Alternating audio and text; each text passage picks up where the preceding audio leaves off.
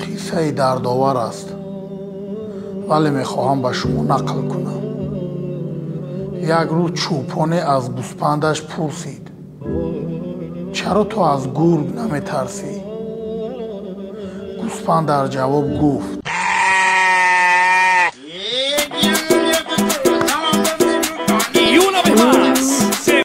بخه مردک باری بیست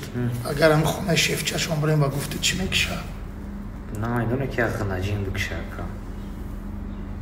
بهش خود خونه برای 5 ساعت اگر ممکن ما مرغ بکشو میتونی مرغ بکشه خیلی گوشه اینجا خیلی اگر مرغ بکشیم و به تو چیکار میکنیم؟ چی خونهش ما بریم چی هم کیفی او دای دودار قاندول او دای دودار ای بچه بست ها بچه ما همه ریختم 1.5 سال مایده ما اشناییم کو بچه اشنو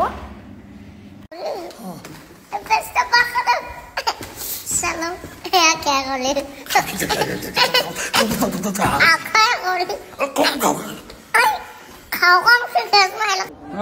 مردک باری از این بازی کردیم 18-0 تقه وفور بریده تقه وفور ما توگیری نموندم زشید میبودم گره نشون که کاروچی جمعه ملده توش نمه اینی که تلخه کف شید لوگ مفکر که پگه نمیاد تو یک 10 کیلو پرتوفتی با اوه که اینا بابا